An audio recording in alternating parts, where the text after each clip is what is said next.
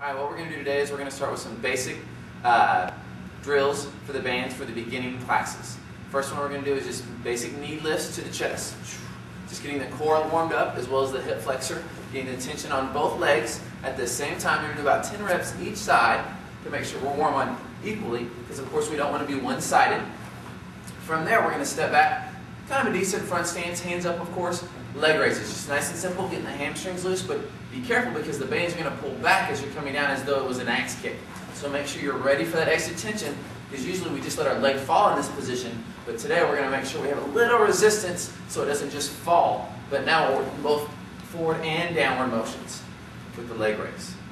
Next we'll go into the hip rotations. We're just going to bring the knee up and over. The same thing, working the groin muscle now, the inside. For those inside knees, crescent kicks, round kicks, hook kicks, everything that takes that middle core. And pause.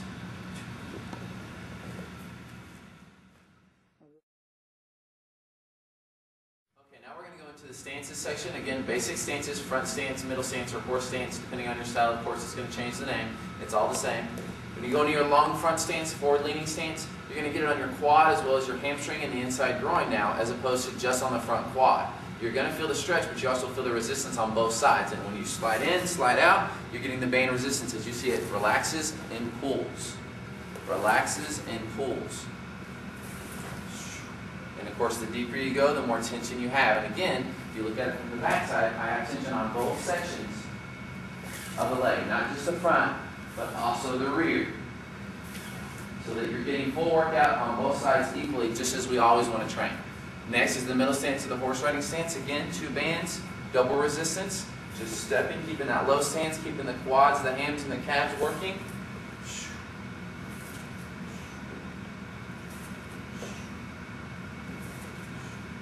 You'll feel the burn a little bit quicker now because you have resistance during the step as you pull out, as opposed only in the squat because you have resistance. One of my favorites, of course, is the back stance. It's hard enough to keep the line in order, let alone with this tension of the front leg wanting to pull it forward.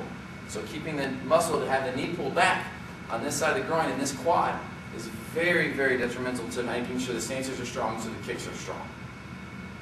The rear stance, same position, same concept, a little more calf now because my calf has to actually push against the band as opposed to my quad. Now we're going to go into the kick chambers. All I want you to do is practice the chamber of each technique. Don't actually execute the kick yet. We're in the beginning levels. Take your time. Take it low and slow. Know your body. First step, front snap kick. Bringing it up, hold, and down. Your balance is going to be very, very hard to do now because you don't just lift your knee anymore. You have something pulling your knee back down on the front as well as the back. So the hip flexor, the quad, and the groin, again, are getting what they need, resistance, to make that muscle stronger. The round kick, making sure you're pointing, body position, tension on both sides.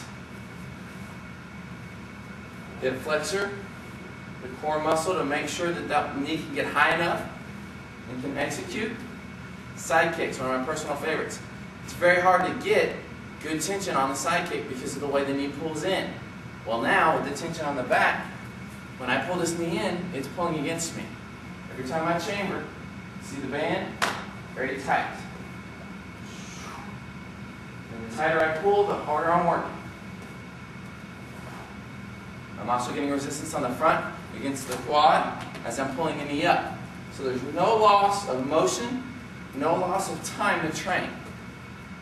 Those are your 3 basic kicks that most people learn, and there's our warm-up.